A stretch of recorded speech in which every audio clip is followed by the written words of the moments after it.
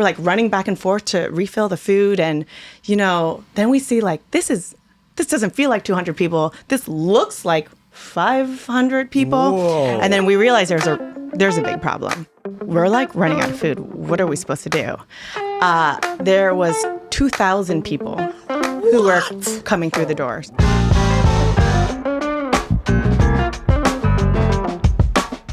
All right, welcome back to Industry Only at the G-Store. We're back in the basement, what Ari from Spago called the dungeon before you kicked him out.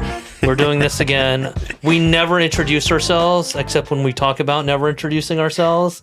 So I'm Andy. This is Dom. I'm very happy to have one of my best friends, Crystal Coser, here. Not because she has a great story, but because for once there's not cheese and charcuterie on this table. I know. There's stuff that we want to eat.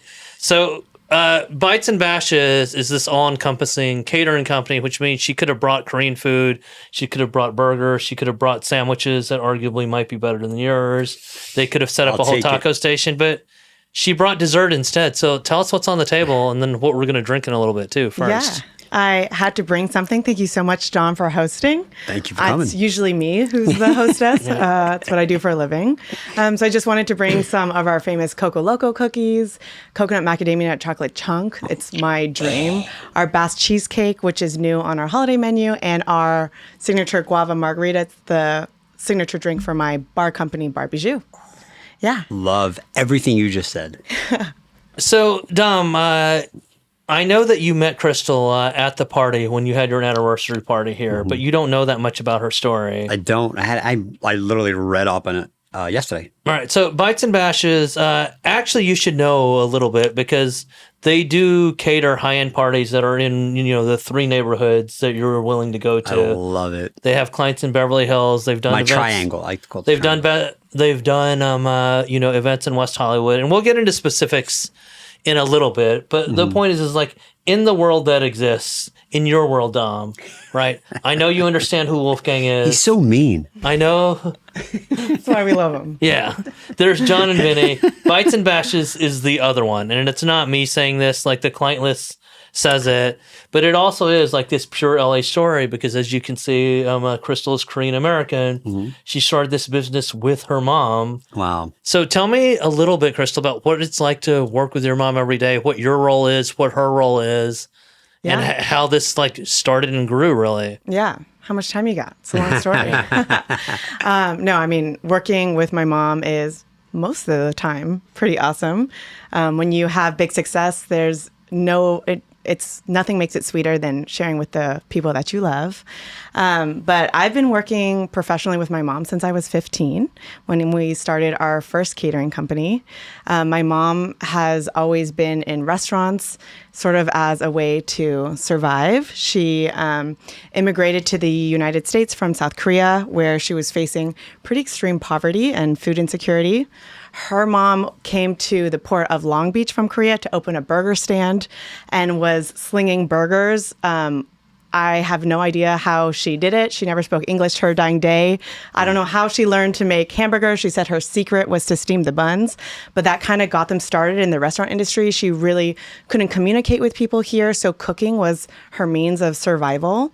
Eventually, they took out a loan, opened up a Korean barbecue restaurant in Los Angeles, and my mom just came and started working in the restaurant, and that's kind of what they knew how to do. Ultimately, that's where my parents met, and it was kind of the foundation of my family's immigration story. When I was born, I was helping my mom cook in the kitchen all the time. I learned how to bake from my paternal grandma, so you can see I do a lot of the pastry for Bites and Bashes and cocktails and other things, but we kind of became this natural duo. My mom was the chef doing most of the savory food. I was kind of her sous chef in the kitchen. And then I would come out at the end of the meals at 8 years old with soufflés and creme brulees, things that I learned from my grandma and from watching Emeril Lagasse, my idol, on Food Network. I remember he was making profiteroles and I didn't have a blender or a mixer. And I was crying to my parents like a little brat that I couldn't make profiteroles. So I got that for Christmas one year.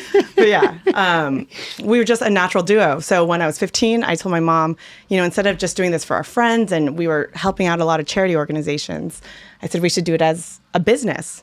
So she said, I will cook and do nothing else. You need to figure out entrepreneurship, marketing, how to run a business when I was 15. So I went on clip art, made a logo for C&J's Catering, Crystal and Julie. That was our company name at the time. And it actually kind of took off. We did weddings for hundreds of people, a lot of philanthropic galas.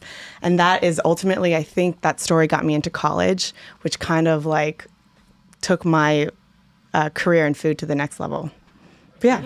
Okay, so you went to college, and I know you well enough where I can just say this. You went to Harvard. You went to arguably the most prestigious school in America, and then you decided to go work in the dining hall and food service. Is that correct? Something like that. I got so lucky to get into a school that I didn't even think was possible. I mean, you know, coming from a family of immigrants, it was not like I was a legacy or anything like that, which is not true for most of the other people who were there at the time. But yeah, the school kind of knew my background. So they asked me to be a manager of a restaurant and pub that they had just opened. So for my 4-year tenure at college, I was a manager at a pub, which was open till 2 a.m. So while I was a full-time student. And this was a school operated. This was a school-owned pub in the basement of Annenberg, which is the dining hall that looks like Hogwarts. So beautiful. Yeah. But yeah, we were in the basement. We were open till 2 a.m. So I spent my like college years mopping floors until 4 a.m, cleaning grease traps, like trying to move kegs. It was amazing to get that kind of restaurant operations experience from a school like that. But yeah, I really feel like even though there wasn't a major in food studies, I basically did everything I possibly could to learn about food from an institution like that. My sophomore year, I had the famous food science course. Was the first year they ever did it. So my professors were Fran Adria from Il Bulli and Jose Andres. I had visiting guest professors.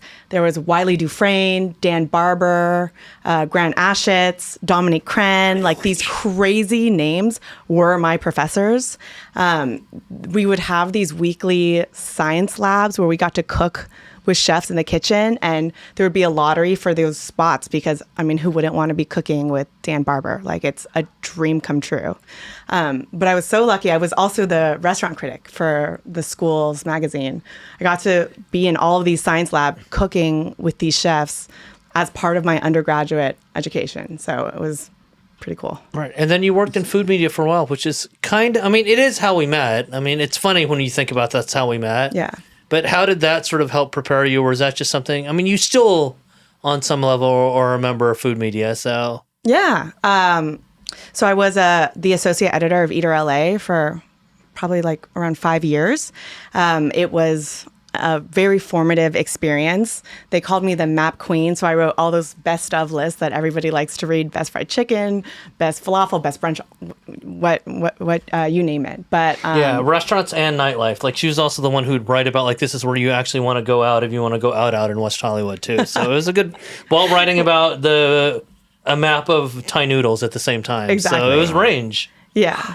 So I really got to explore the breadth of cuisine in Los Angeles, and that really informed the menu and the food that we serve at Bites and Bashes. Yeah. So the thing about catering, I know you know this too, Dom, is that like, you know, you talk to John and Vinny, and they don't really want to open any more restaurants, but they have a book where essentially they have a menu where they could open any kind of restaurant that they want at this point, right? Mm-hmm. You know, same thing obviously with Wolfgang, same thing with Crystal, but in terms of the types of things, like you threw a Super Bowl party for Fanatics, which is Michael Rubin, who's known for throwing that crazy white party, and there's Korean food at that party. Yeah. So tell me about how you can weave those things into like these distinctly like LA glamorous Hollywood celebrity experiences, but you can still have a reminder like, oh yeah, we're doing Korean food. My mom's Korean. Yeah. I mean, I just think it's what comes most authentically to me. Of course, I grew up eating Korean food, but my dad is very not Korean. He's a huge kind of redneck guy. He's like steak and potatoes. He doesn't eat kimchi.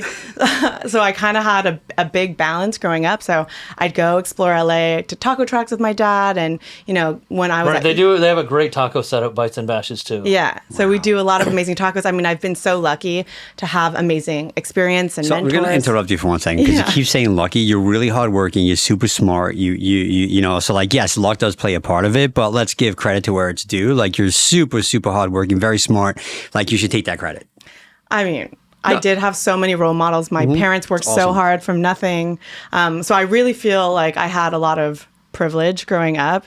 My mom was homeless for a while in Korea, and she came here, and, you know, I didn't have to go through those experiences that her and my dad too. My dad grew up pretty poor in like southern Los Angeles. So they created this foundation for me. So if I didn't work as hard as they did, I mean, it would be a tragedy. It's that immigrant mentality. Right. Yeah. Can't teach That's it. where You just get the have work it. It's ethic. amazing. Wow. Incredible. But in terms of, so, I mean, we always have people who come on here and they're a little embarrassed to sort of talk about their highlight reels and all that. So just want you to understand how far this has come. Crystal and I talk about this all the time. All this stuff is on the internet, right? But like, you know, 15, right, starts this, right? Now it's your sort of point. Crystal is still young, but they've done parties. Netflix, Beats by Dre at Coachella, right? Wow. Harry Winston. I mean, arguably the number one luxury watch company. I mean, I don't even want to name this because I play poker with one of those guys and all that. But also Seth MacFarlane's holiday party, which is famous, right? Yeah. She's done that for years and years. So, one, how does something like this spiral for you? Do you remember sort of the one client for you where suddenly a switch flipped and you're like, wait, this is our life now. We get to do stuff like this now. Yeah, I mean, I started Bites and Bashes with my mom in 2015, and I think we catered for President Clinton in 2017. Yeah. So it really... How did you get, okay, like, because this is like, that's like next level. Like, most people who have their catering businesses for their entire lifetime don't get to that level. How did you, like, what was it like trying to, I'm not saying you tried to get it, but what was it like sort of, how did you get it? I was very lucky. I took a job out of college as a receptionist at an experiential marketing agency. Let me tell you, there's no way to disappoint your Asian mother more than to take a job as a receptionist at $10 an hour. After mopping floors at Harvard. Well, we did it in West Hollywood now. Minimum wage would be a lot. Yeah. No, it was $10 an hour. Yeah. I was literally answering the phone in Hollywood. Yeah. But it was at this company that I really believed in called NVE. My boss, Brett Hyman, was a real mentor to me and taught me all about events, large-scale events, production, and I really learned the ropes there. And he had some amazing clients that I learned. You know, I did events for him at Coachella, Comic-Con, South by Southwest, a lot of celebrity events. And ultimately, I left just because my heart's in food. I wanted to be in events, but completely immersed in the food side of things. So not too dissimilar from today. When I left, I came back a couple of weeks later with a big pastry basket that I had baked. And I just came around saying hello to everybody. And they were like, you know, we're doing this large celebrity holiday party. We need a dessert bar. Do you want to do it? So I baked for 1,500 guests. I had one person helping me. There was a lot of hiccups along the way. Sure. I would never do that with just two people ever again. Right. Sometimes it's better when you don't know how hard it is. Yeah. Yeah, you learn a lot from making mistakes. But yeah, we did that holiday party. I did just the desserts the first year, and things just grow by word of mouth. That was a great first major client to have in Hollywood. So things kind of took off from there. And then for every year after that, we did all of the food for that 1,500 guest party. Really it was just word of mouth. That's it. We've never really done much marketing. It's just... That's amazing. Yeah. Well, let's talk a little bit about, because you were sort of alluding to that, like when you didn't know and you're baking for 1,500 people, okay, that's stupid. But when you're now at the point where, like most of the people that come in here, they've done their jobs for a while. They have every contingency in place, right? Except somebody calls in sick, or somebody last minute lied about the capacity of a party, or they changed this. All the time. This stuff Have you heard that before? This stuff happens all the time. But tell me whatever version you want of the Coachella story that we've told, that we've talked about multiple times, where your mom just ends up in a grocery store just trying to buy everything she can. I can't believe you remember the story. I have so many like dumpster fire stories like that, but that's a good one. So we did the Beats by Dre parties at Coachella. It was 3 days, Friday, Saturday, Sunday, one of the biggest private parties for VIPs, not in the festival, but outside of the festivals. First day was a 40-person VIP family-style dinner. it ran 2 hours late, but that's part of the business. No big deal. Went off without a hitch. The next 2 days was supposed to be 200 guests. We were going to do our signature taco bar, which has a really beautiful display, boozy snow cones. It's going to be nice. They were trying to highlight only female vendors. So they said they were going to be filming us to do like a little reel about it. So I had my hair and makeup done. I was trying to look cute. It was 110 degrees or whatever it gets to be at Coachella. The event opens at 11 o'clock. Things are going well. Within like 15 minutes, we're like, ooh, there's a lot of people. Like, our food is going fast. And we're like running back and forth to refill the food. And, then we see like, this doesn't feel like 200 people. This looks like 500 people. Whoa. And we are going through our food.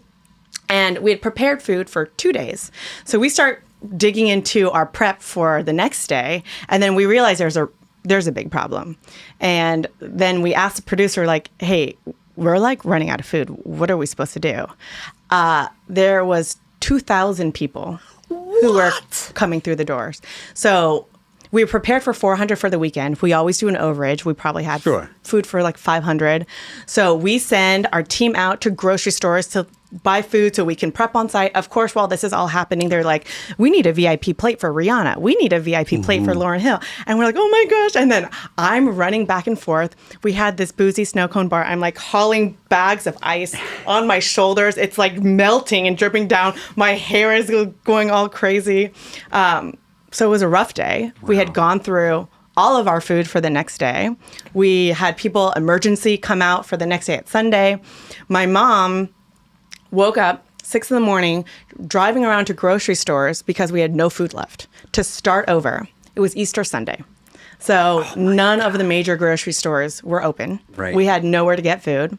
She went to Food for Less was open. It's the first time she had ever been to a Food for Less because it's the only place that was open. And she went to the meat counter and said, I'm buying everything. So she just bought everything, and we took it back. So we served celebrities meat from Food for Less. So was it 2,000 the next day too, or they were like, "Oh, let's bump it to 600." No, it was like 1,000 people. 600 and zero. We're starting from zero. All the salsas that we make from scratch, we had to re-prep everything. It was so nuts, but that's what happened. Awesome. And you pulled it off. Yeah. Wow, crazy. Yeah. I mean, Dom, you haven't had a catering nightmare like that, but you've had some, right? Yeah, I mean, I think that, obviously we're not in the catering business, but we do catering. But you are right, because it's like we're all. But that's like 200 and 2,000 is a pretty big gap. Yeah. That's a delta you never want to have. That was a big discrepancy. But oh my God, that's crazy. But wild. I mean, I guess it's lucky that you had a little bit of backup for the next day. But that's like amazing. I mean, to be able to pull something like that off, and it sounds like you guys did it and did it well. That to me those large scale caterings like that. I mean, we did Super Bowl when it was here, but that was just like that was crazy. Yeah. Like, you had to staff a crazy Super Bowl party. Like, how do you do something like that? Because I remember what Wolfgang told me, right? Yeah. Is that we're flying in people from all these other cities. Yeah. And then I had a moment and I'm like, well, guess what? Bites and Bashes doesn't have other cities. Yeah. John and Vinny don't have other cities. Yeah, no, they're just gonna figure something out. Yeah. But they also have other businesses they have to run, and everybody else is. So how do you do something like that? Well, you have to be very creative. I think of catering as the SWAT team of restaurants. Mm-hmm. You don't have your own equipment. You don't have stuff to fall back on. There's nothing. Things go wrong. Things break down all the time. You just have to expect it. So for Super Bowl in LA, we did the Fanatics party. It was 2,000 guests. Crazy. It was the first large event we had done since I launched our bar company, Bar Bijou. So we did all of the food, all of the bar, all of the staff, all the VIP hostesses. And this was a case of faking it till you make it. They asked if I would be able to do bottle service. And just for the scope of this party, 2,000 guests, the GA guests were all these NFL players or whoever. I don't really know sports that well, but everyone was a VIP. Yeah, but then, like Bill Simmons is a GA guest. Right, you know? This is what I mean. It's but like then that. there was 20 bottle service tables, 10 VIP, 10 VVIP. Wow. Shaq was in VIP. Wow. Yeah. Oh, wow. It's wild. Yeah. But they asked if I could do bottle service with models and runners, and you just say, yeah, sure. Yeah, of course. Wow. I know how to do it. No problem. Crazy. But yeah, so I work out at a gym. I was asking all the attractive people if they could do bottle service. I asked some people with experience to do training and coaching. Because again, Super Bowl, I'm not the only caterer or restaurant in LA who needs good staff. There's no staff. Yeah. I also needed, close to 100 chefs where everyone is cooking. So we bussed a lot of ladies who worked for us before from a Korean church who knew how to make our food. They'd work with us at different events. So we pulled from the church for our chefs. For the gym and the church, yeah. The gym and the church. For a lot of our not servers, but a lot of our bussers came from an AP English class, AP classes at my high school, where this was like a leadership opportunity for them. Awesome. I mean, they were paid, but we used students to bus and work, and they worked so hard because they were so excited. And yeah, I mean, it was a cool event. Megan Thee Stallion performed, Doja Cat performed. So cool. It was a lot of guests, and to, do the food and the bar and manage all the staff. Right. That's so cool. It was an undertaking. That's so cool. Yeah, that was a cool Wow. event. Yeah, you're making me feel a little bit better because I will never, ever attempt to do something of the level of what you're talking about. But as you and I have discussed, like we're doing more and more events and things escalate. And suddenly I'm in conversations where it's like, can we find 4 attractive people that would look like people who already work at a certain casino to like make hand rolls in the middle of the day in like this fancy lobby, right? So I'm having I'm trying to find a cashier right now. Right. I mean, LA is even harder. And so suddenly we were having a conversation. It's like, well, how do we do this? How do we train this? And then of course you have certain chefs, right? Including people who've been here. It's like, Andy, we can teach anybody how to make a hand roll. So the thing that you're actually thinking about is not as hard as you think it is, because we've also done events in Vegas. Hey, Andy, did you know that there's a college in Vegas? And I'm like, okay, fine. You're now treating me like a fucking idiot, but I've never had to really think along those areas where you just hire somebody to just like go find people. I remember when they're very prominent, cook was opening a restaurant at the Venetian and he needed people to go cook with woks. He's just like, there's 100 of these people. They just like all work on Spring Mountain. So you just gotta have to find somebody who's just like, you just you transport them. You go talk to them. A little training. You got to be creative. I mean, we now have a staffing division because of all the luxury events that we do. We have a model staffing division because that level of events for the watch brand, for Harry Winston, they require tall male models. So we have. Yeah, there's been times where I'm wide open, but I saw you look at me like, yes, I am totally wide open. Schedules. There have been times, totally right, available. where like I'm throwing an industry only party. I'm just throwing my little party, and Crystal, who's one of my closest friends, can't come. And then I realize, oh, it's because she's doing that party that these 3 NBA stars and Tom Brady are at for that watch company, and. So I just love that like both things can sort of be true at the same time, because it's just like technically you're in the catering business, Crystal's in the catering business. You're not in the same business, but yet you are, right? Right. Yeah. I want to hear a little bit more about the beverage. Oh, let's try this. Yeah. Tell me about the beverage business and then tell us what you have here. Yeah. So during COVID, we had to get very creative. Instead of catering for 2,000 people, we were catering for families of 2 or 4. So we hustled so much, and I kept myself busy with Andy. We started a Clubhouse channel. Bring me your glass, please. You got to try this. Before we water it down. Thank you. But we were doing these family meals for family parties of 2 or 4, and we were changing the menu all the time. So I think one of the best things that came out of COVID was forced creativity. And we were all drinking a lot. So I came up with this guava margarita that people you brought this to our house, to my house. I brought it everywhere because, it just became a runaway success for our business. Mm-hmm. So it is probably our most famous cocktail that we serve. This is your signature cocktail Our signature cocktail. It's not too sweet. I love tequila, and it was very easy to drink in a weird time. Do you have a favorite tequila? I don't want to put you in a corner. If you don't want to say, well, that's fine. But like, I work with a lot of tequila. Yeah, I'm sure you do. No, it's great. It's great. A lot of tequila. Well, cheers. I love it. Well, thank you so much for bringing that on. I really appreciate it. Of course. So, Dom, one other thing that you don't know about Crystal is that, recently we had our friend Jared Greenberg on, and the conversation was just about... Dude, that is dangerous. I know. You're right? And it doesn't taste like there's alcohol in it, but there's so much. So it really sneaks up on you. Is that whole jug for us? Yeah. We'll have to go get some to the producers, but after they're done editing this shit, or it might sort of fuck up. It's already a little edit. shoddy right now. Like, they don't need any more drinks. So, and Crystal, you know this thing that I'm about to start talking about, where Jerry and I became friends in a way because we both experienced the same. I mean, like a lot of our friendships, right? The same level of intensity, insanity, whatever you call it, when you want to go out to eat. So, Dom, I've had nights with Crystal where we've done 3 or 4 dinners. But the story that you'll relate to the most is we're talking about Josh Skeens recently. Oh, yeah. Crystal and some friends were at Angler in San Francisco. I went and surprised them. She didn't know I was coming. I showed up like 20 minutes after the reservation started. Biggest surprise of my life. They destroyed us at the restaurant. I mean, they sent everything. Then we decided... Josh is good at that. Yeah, then we decided, there's a new Wagyu steakhouse that opened. Let's just go there. And of course, I do the thing where I'm like, well, I kind of know the chef. I should say hello. And then he just sends out like every cut of Wagyu. It was a full tasting menu after Angler. Yeah, like at the tasting. bar, like at the steakhouse called Niku, not different from the one that's in LA, but a Wagyu steakhouse. Then we went to a wine bar where there's more food, and then we went to a bar where there's Suntory cocktails on tap and more snacks. And most people with us, everybody else with us, like tapped out. They tapped out. They went to sleep.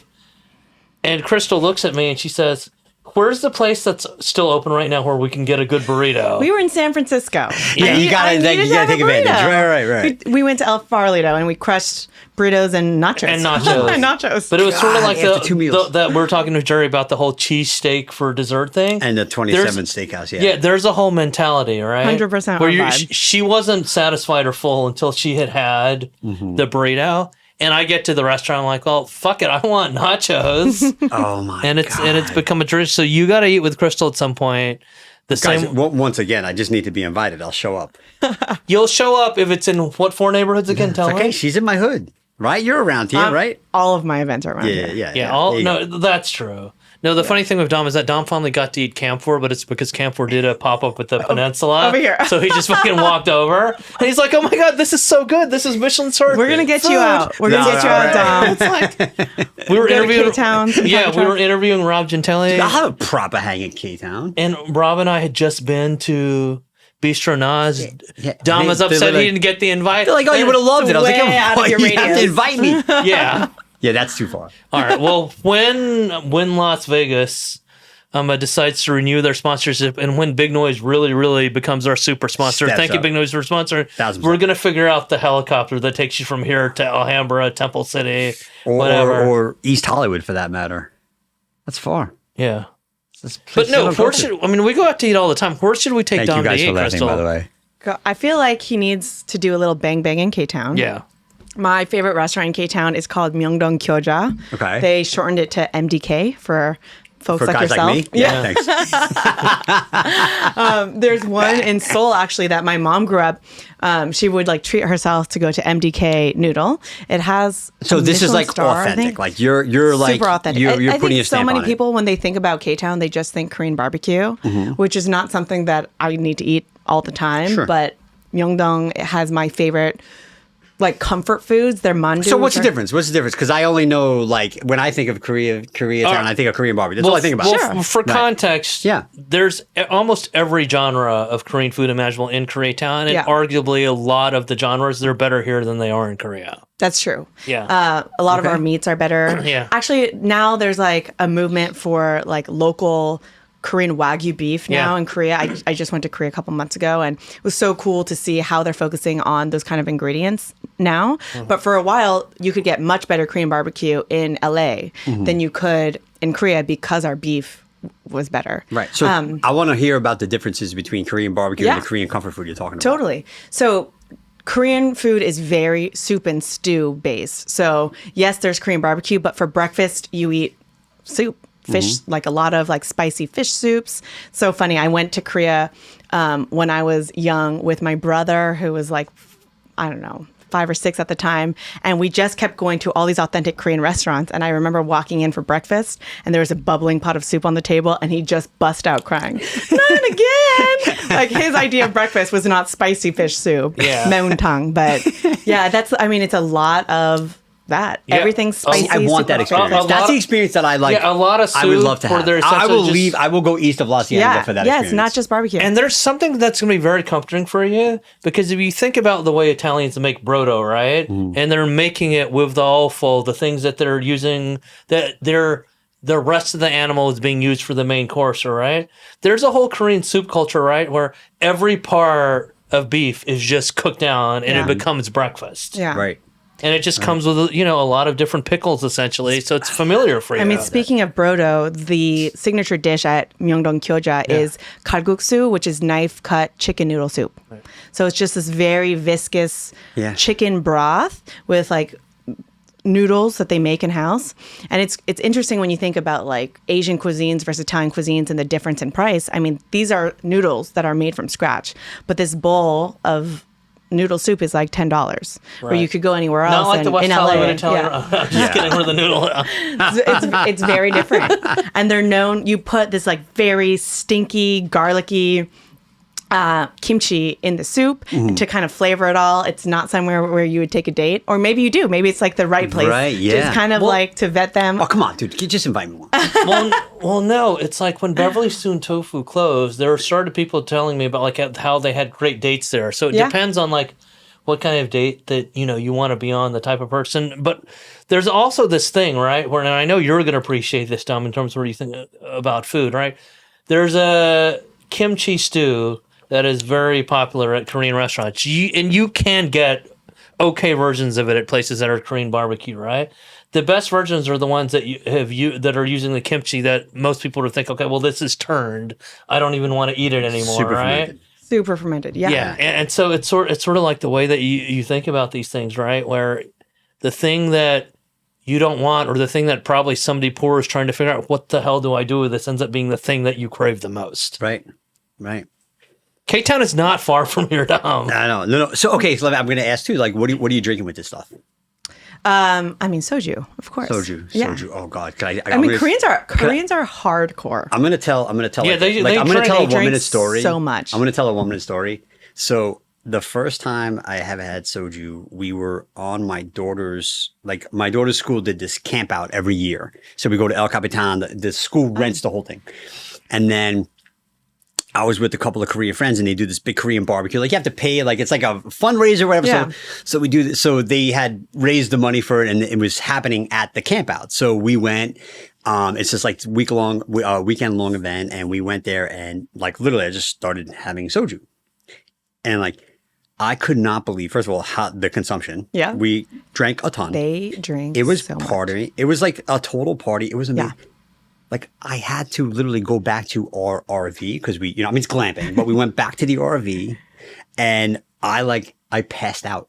Yeah. I had so much soda, but I just remember it going down like water, and I was like, oh my God, that is one of the most dangerous things that you can drink. Because it's ice cold. Oh, it's so after you're having the barbecue, good. It's so refreshing. And You you're can put a little drinking fresh beers, lemon and you're in it, like, and you're just throwing it.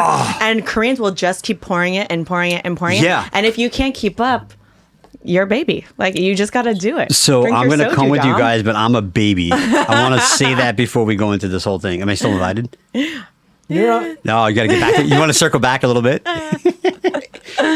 Yeah, but what are your experiences? So your experiences of Korean food are pretty much just Korean barbecue. So I've gone to Korean barbecue. So this is what sucks about so for me, like, I've gone to Korean barbecue like a normal person, and I've made a reservation, and I've gone to a couple of places, and I don't even remember the names of the places. But like, by the way, had amazing meals, but but like, I feel like I mean, you talk about that authentic experience. Like, I want that authentic experience because, like, I've never gone with anyone Korean. Like, I've just gone with, like, you know what I mean? An Andy Crystal Bang Bang. Yeah. We're good at this.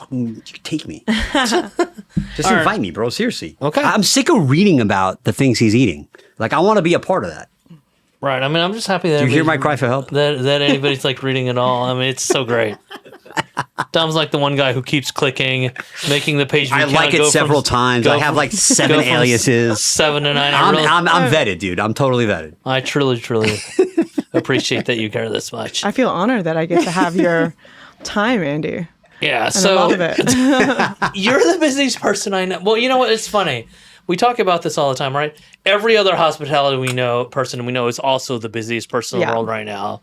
And you just figure out, what you can do, what your bandwidth is. But I imagine that you sort of live this life, right, where you start looking at your numbers, everything's great, but it would totally be fine if you didn't have all of this. So what makes you want to just keep saying yes? Because the thing that hospitality people always worry about, well, if I say no, then the stuff's going to stop happening. But everybody I know in reality, if you're good at what you do at this level, yes, the market's hard, but there are very specific things where people are still going to call you, right? Yeah. You're also at the upper echelon. Yeah. Of what we're doing, which is amazing. Like, that's like very special. Yeah, exactly. And we all get to flex a little bit, but Dom, you don't really have to go find 80 new products a year in Italy. The chefs are just going to still come and buy your shit. So I get it. We were talking to all these other chefs about it, but where does this drive come from versus the fact that you do want balance in your life and you just want to go do the bang bang too, right? I don't think I know what balance is. I don't think I ever have. It's just, I think it's in my DNA just to be a hustler. Like, in high school, you're doing a million things to get into college, you're doing everything.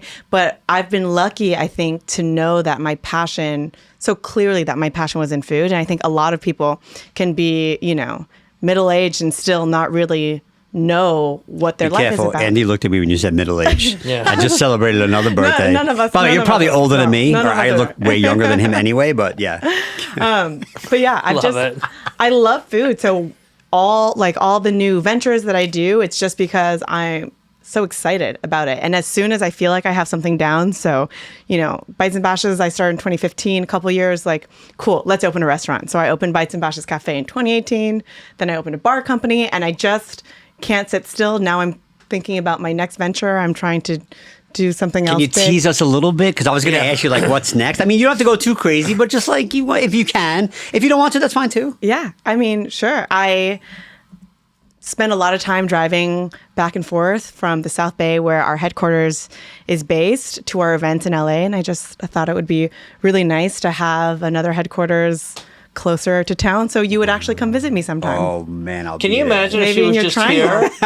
Oh, I love it. I love it. Right, competing with you, making different sandwiches and all that too. Oh, I love it. Oh, it's not a competition. No, who could compete with these sandwiches? It's fun, and who can compete with that? No, it's all fun stuff, right? Like, that's what I love about the food world. Like, there's no competition. It's all it's respect for everyone's talent. It's very much a camaraderie. Yeah, once you get to a certain level, yeah, sure, of course, because you guys all won. I get it, but on the way up, we're in the on the way up. There needs about the pursuit. It's about the pursuit and about wanting to do more things. Yeah. I mean, so Crystal already has a cafe, and I mean, this is another thing that's crazy. Like, you just decided, I'm gonna buy the cheese store, move the cheese store, and I'm gonna make things really hard for my 2 Michelin star chefs and make them start making sandwiches. You're doing so many parties where I don't even, we don't even have time to really talk to each other, and you're one of my closest people, and you're just like, let me just add all these breakfast burritos. So tell me about the breakfast burritos. 'Cause it's the same craziness that you have, Dom. I love it. I'm in the breakfast burrito business. I think of what we do at Bites and Bashes as cuisine of LA, and what's a more LA breakfast than breakfast burritos. Whenever I go out to brunch, it's what I order every time. I love spicy, salty, really soul warming foods. So yeah. I started a breakfast burrito menu. We have a lot of really cool ones. We have a Korean barbecue burrito. Maybe that's entry level. Dude, I need to go there before we go downtown. Yeah, right? Or Koreatown, excuse me. Oh, no. You have no idea how far her cafe is from you. Far. You're never going to go there. It's far. But I make the drive back and forth almost every day. We're in the South Bay. So Torrance. Whoa. Yeah, and I'm driving all the time. Yeah, I'll go to Manhattan Beach. I don't know if I'll... Nah, I'm just kidding. I drive on the freeway all the time. I listen to your podcast. Oh, thank you so much. Yeah. Yeah, see, you're I'll go there. I'll go to Torrance. We have great Japanese food in Torrance. Let's go. We'll do a little adventure. Yeah, there's great Japanese food. So the thing that loops it all together is that then we're on a group chat, with these people, some of these other people, talking about the fact, the thing that we have in common is that we're a particularly sick form of thrill seeker. And the fact that we can figure it out gives us the energy, right? And that's the part that's really exciting, because usually in these situations, and this is why I want to take it back to catering, you're looking around, nobody else knows how to figure the shit out. So you're like, okay, well, I'm going to do it, right? And so at what point is this a great life skill? And at what point are we all just being unhealthy and crazy is what I think about all the time. I think it depends on your perspective. To me, it's just a challenge. Like, I think that I start new ventures once I start to get bored and I just want to push myself for the next thing. So I think that if, a restaurant operation was smooth every day, it would be really tedious and monotonous. And I just like for things to be crazy. Yeah. We do events all the time where the rented stove doesn't work. So you like jerry rig a hotel pan or sheet tray over sternos and you just kind of figure out how to make things work. And if you're not kind of problem solving and evolving, I don't know. I wouldn't want to just sit there. And some of the best things happen that way, right? Yeah. Sometimes the best things happen just because you notice something that's about to be a huge problem. So at our last industry only party, the iconic photos that everybody got, and our sponsor Big Noise is so happy, was just Leeway cutting fish, essentially on top of just a shit ton of Big Noise boxes. And everybody thinks, that's intentional. You styled it. You guys are so great at throwing parties. We want to sponsor your shit, right? And so for the people that I'm really close to, I told them the truth. No, this is what happened. Leeway had one brand of caviar, and another brand of caviar had set up usually where Leeway sets up. Somebody walks Leeway over there and says, you should set up here. And Leeway's like, that would be very insulting to them and be very insulting to this caviar. I just got to go somewhere far away from the other caviar. So what did we do? Okay, well, we're going to go cut the fish here, but this setup isn't great. How do we elevate it? Oh, we have empty beer boxes here. We're going to put it on there. But now this may be a signature thing that we do. Look, you're a caterer. The madness that's my entire job. The madness is created out of the chaos. And I think maybe that's one reason that you and I have always gotten along because thrive off of it. You're just like, you're in the weeds all the time. I think it's the entrepreneurial spirit. I think it's the ability to pivot, to just think on your feet and just keep moving. And I think that's it's the pursuit, right? And that's part of the pursuit. But it goes back to what you're sort of saying about, your mom, right? Back when you're doing this out of necessity, and back then, there is no group chat. There is no fucking therapy. There is no like creative way to like go on the internet and find a solution for the problem. You're just like, all right, well, this thing went bad. What am I going to do with this ingredient now, right? You hustle. And I think that is like what defines my mom. Just to give my mom some credit, she is an absolute badass. She is my inspiration and worked so hard and taught me everything I know about work ethic while having the best time. My mom is a party animal. Yeah, drinks the most amazing wine. Crazy wine. Drinks more than me. Just is there to have a good time. I have to tell this story about my mom and at the President Clinton event. Yeah. Because I feel like this highlights her personality the best. So we were asked to do this fundraiser for Hillary Clinton back, when was this, 2016? 2016. Yeah. Okay, so 1 year after we started the company. Yeah. 2016. It wasn't two. So anyway, so we were asked to do this fundraiser for Hillary Clinton. At that time, we didn't have our own restaurant yet, so we were working out of a commissary kitchen. It was 2 days before the event. I'm in the kitchen. It's just me and my mom. We're prepping. We have the news on in the background, and they say Hillary Clinton has pneumonia, cancels the West Coast leg of her fundraising campaign. So we're like cutting vegetables and we just stop. We're like, oh shit, like, is this event still happening? Like we don't know what's happening. So we call the event producer, like, what's going, like, is this going to happen? They're like, we don't know. So we just go home. The next day, which is the day before the event was supposed to happen, they call us, event's on, President Clinton is going to come in her stead, but sorry, he's a vegan, so you need to change the menu. So my mom at that time, like, didn't really know what vegan was. Like, vegan doesn't exist in Korea. So it doesn't she, exist like, in most cultures. Didn't understand. She's like, okay, so like no meat. And I was like, no, you can't put cheese on. Like, stop with the butter. Like, she didn't understand. So we're like, she's learning what vegan is. We're like refiguring this all out. And they had like an American barbecue menu. So we were going to do cornbread. So instead of butter, I made it with coconut milk. Like, we just started changing all kinds of stuff. But we get to the event. We are like crazy prepping at this house in Bel Air in the parking lot of this house. And then an hour before the event, Secret Service comes and they're like, you need to leave. There's a bomb sweep. For like, that's like standard practice. Yeah. And we're like, well, what do you mean we have to leave? We have an event in an hour. Like, we need to be prepping for this event. Like, we're not going to be on time. So we just lift the tables, the prep tables out into the streets of Bel Air so that the Secret Service can do a bomb sweep. We're like rapidly cooking, whatever. We get started on time, which was amazing. We were very freaked out by this whole bomb sweep interruption. Things are going so well. Secret Service comes into the kitchen and said President Clinton loved his plate so much he'd like to take some food home with him. So my mom is like so stoked. She's packing up all these to-go boxes of vegan food for President Clinton. She's on a high. He had just finished speaking. So now Lionel Richie is performing in the tennis court. Who's that? I'm just kidding. So my mom was on the dance floor with a glass of wine, busting it down to Lionel Richie. Not apparently, President Clinton came into the kitchen to say thank you to my mom for the food because he loved it so much. My mom and I were not there because I was watching my mom dance on the dance floor. So we have a great photo of our team with President Clinton, but my mom and I are not in that photo. Oh, but that's a memory. That's amazing. That's so cool. But that sums up my mom. That's really cool. Amazing, amazingly talented chef. Very fun. That's incredible. Yeah. So that was 1 year after Yeah. you started your company. Yeah. All right. So 2016, 2024 now, I'm sure it's trying to think about like all these things that happened, right? Because how many years of this was the pandemic? Was the pandemic 3 years, arguably? Yeah. It depends on who you talk to. Some people think it's still going on. It was like 2 years. It was a really horrible first year. Oh, God. But we did a lot of great things together, Andy. Yeah, no. I mean, the Clubhouse thing that Crystal and I started, like, was the precursor to industry only and all these other things. But do you feel on the catering side that, LA on some level is back and having this moment again? Because, we talk to people on the restaurant side all the time and it's hard right now.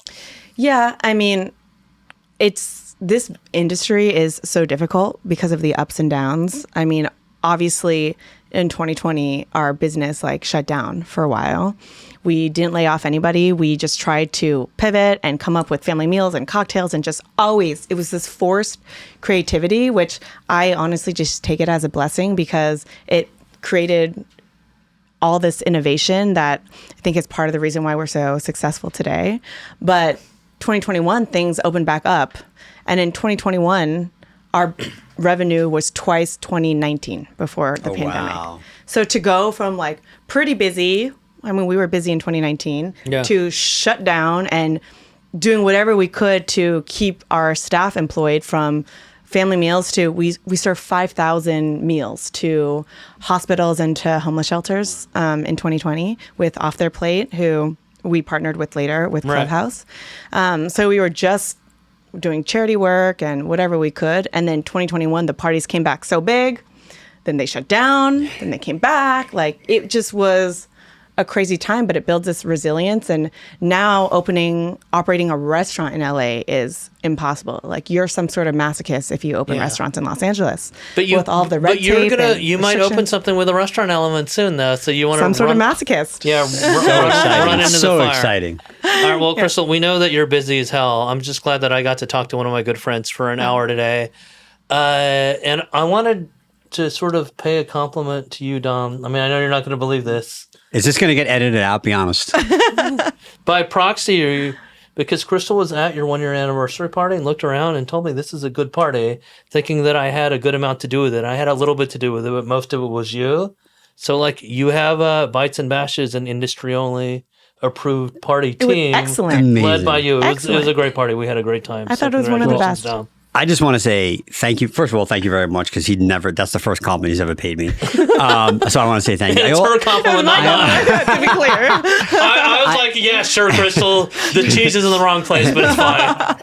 But I also want to say, Crystal, thank you so much for coming on. What an amazing story. You have nothing but, already incredible business. It sounds like it's just getting better and better. So thank you for that. And honestly, what an amazing, first of all, these margaritas are insane. This is the margarita talking, by the way. Right. You're going to be I'm just kidding. I'm just kidding. More. No, I'm not having any more. But I just want to say thank you so much for making the time to come on. And we wish you nothing but the best of luck. And I hope we continue to stay in touch with you and hear all these amazing things you're doing. I realized when I was at Eater, I wrote a long story about your pasta.